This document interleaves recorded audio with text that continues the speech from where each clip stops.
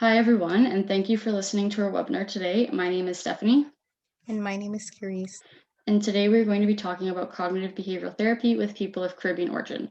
Our presentation is a brief summary of the CBT manual that is written by KMH. We recommend that you read the manual after this webinar if you would like more information or if you have any questions. We hope you enjoy. Caribbean Cognitive Behavioral Therapy is also known as CACBT, which focuses on helping individuals to unlearn thoughts and behavioral patterns that are causing problems, while taking into consideration the thoughts, feelings, stereotypes, and mistrust that people with Caribbean origin may have about counseling. When you meet a client for the first time, it's important to make a good first impression. Prior to beginning the assessment, the therapist should inform the client about the session's layout so they know exactly what to expect. It's also important to emphasize that therapy is a collaborative process in that you are working with the client to help them achieve their goals. It's also important that you explain that note taking is necessary for the first few sessions, just so they know exactly what you're doing. Caribbean individuals may have some reservations about attending therapy, as mental health challenges are often stigmatized and stereotyped within their community. It's important to ensure that Caribbean clients are comfortable and that you take the time to provide anti-stigma psychoeducation. As the therapist, you can briefly talk about how people are affected by stress and how therapy can help individuals be more effective in dealing with everyday challenges. The therapeutic relationship is also extremely important in CACBT, as Caribbean clients may have a healthy suspicion of their therapist. Some clients may anticipate colorblind attitudes among therapists of dissimilar racial origins, or they may feel mistrustful of same race therapists who are perceived to overplay or deny their ethno-racial identity. In CABT, assessment is used to gather information about the client's current feelings, physical sensations, behaviors, thoughts, environmental conditions, and cultural background. Gathering this information will help determine the potential targets for intervention. As previously discussed, after conducting an assessment, the therapist then needs to work on developing the conceptualization of the problem with the client. And this conceptualization actually helps guide treatment planning, where the therapist is able to organize and prioritize problems or symptoms that will help guide intervention, method, and predict potential barriers to treatment. It is important to note that the first step towards case conceptualization involves creating a problem list, which should be a collaborative process in that the therapist and client work together to identify the client's current challenges. The therapist should then work with the client to determine what core beliefs, values, and assumptions led to the current problems. This can be done by exploring the past experiential, familial, social, or environmental situations that have impacted the client thought process and behaviors. So once the assessment and case consultation is complete, the therapist can then move into the treatment phase of CACBT. So at this stage, the session should proceed in a predictable sequence for sessions 3 to 9. So the first step is to check in with the client and see how they're doing. The second step involves reviewing the homework that was assigned from the previous week. Homework can help with skill building and incorporating what they have learned in session into their everyday life. The third step includes setting the agenda for that day's session. So the therapist is to create a generalized agenda with the client that will ensure that the necessary steps are taken to help the client achieve their goals within each session. The fourth step includes working on skill development and providing psychoeducation as part of the treatment plan. So at this stage, psychoeducation can be used to directly connect the skills being taught in sessions to their current challenges. The main interventions in CACBT include psychoeducation, self-monitoring, relaxation techniques, cognitive restructuring, social skills training, and helping the client to enhance problem-solving skills. The specific intervention to be used in any session will be determined by what the client identifies as the issue and the skills that they want to work on. The fifth step includes assigning new homework based on the content of the session. So if clients are feeling overwhelmed and were not able to complete assigned tasks from the week before, the therapist could let them use part of the session to complete the unfinished work, and then together they can develop a homework exercise plan that is less demanding of the client's time and energy. And the last step involves closing the session, and this includes reviewing the work that has been done in the session and tying it to the overall goals of treatment. Both the client and the therapist will benefit from regularly reviewing the treatment goals, articulating what is being done to accomplish them, and reviewing areas in which the client is making positive progress.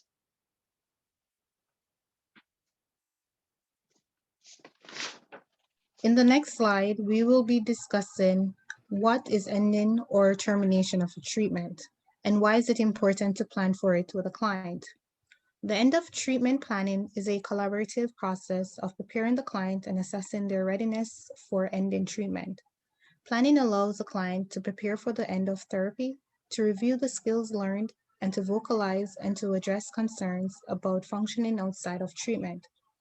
Clients are often ambivalent and anxious about terminating treatment. And in the last few sessions, it is common to see behaviors such as avoiding the discussion of termination, introducing new problems, returning to old problematic patterns, becoming angry with the therapist, feeling sad, or missing sessions to prolong treatment. It's important to discuss with the client how they respond to stress or how the behavior may be linked to issues that have been discussed in the treatment process. In CACBT, it could be culturally inconsistent to suggest that there should be no future contact between the client and the therapist. The therapist should respect boundaries by not initiating contact with the clients after termination, but should not discourage clients from initiating all casual contact after sessions have ended. All right, so next we're going to talk about how to prepare clients to be their own therapists. So part of preparing clients for termination is building their confidence for picking and using strategies to deal with everyday stressors. The therapist will gradually move into a more supervisory role, whereby the therapist monitors and reinforces the client's successful use of coping skills.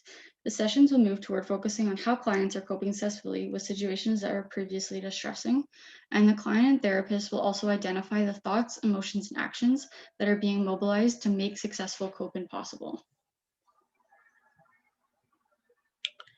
One should accept that as the treatment moves into termination sessions, the client should be more independent. As such, the therapist will reinforce their independence by encouraging the client to make decisions, praising initiative, and calling attention to the client's growth. Further, the therapist can orient clients to the idea of having to problem solve on their own in using concrete strategies such as role playing. The therapist should be communicating and reinforcing the confidence that they have in the client's ability to move forward positively. It's important for the therapist to provide positive reinforcement to the client, as well as calling attention to the positive reinforcement that is coming from other people in the client's life. In the final sessions of treatment, important tasks include reviewing progress, setting future goals, establishing realistic expectations, and ensuring the client knows what to do if the problem returns. It's easy for clients to lose sight of the progress they have made during sessions, so the therapist must help them to see how far they have come. This can be done informally by discussing the issues that first brought the client to treatment and comparing the past situation to the present. This can be an empowering way for clients to recognize the work that they have done. Clients may also be inclined to see the termination of treatment as the end of the work they are doing on themselves. To counter this, setting future goals will help to communicate that they are in a lifelong process of improving themselves and their relationships. The termination sessions are also a good time to talk about how accomplishments made during treatment can be generalized to other situations. It is also a way to reinforce the idea that it is important to keep practicing the skills so that they are available in times of increased pressure or stress. Some clients may be anxious about terminating treatment because they feel like they still have problems that need to be addressed. During termination, the clients need to learn that the goals of therapy are to learn skills and resources that will help them problem solve. It's important for them to recognize that they have a repertoire of skills and resources available to them that they may not have had or used effectively before treatment. But now they are in a position to help themselves in times of stress, and with regular practice, they may even be able to prevent emotional distress and depression in the future. So, what to do if the client's symptoms return? Part of setting realistic expectation is to be open with the clients about the possibility that they may experience challenges or symptoms of depression in the future. In such situations, clients should know that they can seek help again. The client may need to have a booster session with a therapist or start another course of treatment. Termination is a good time to talk with the client about their early warning signs. Termination may also be good time to talk with the client about their support system and who is available to promote mental health strategies and prevent future relapse. The therapist should help the client create a plan for staying well and responding to changes in their mental health. This plan should include health promoting activities, social support, resources, and contacts they can access if they experience difficulties.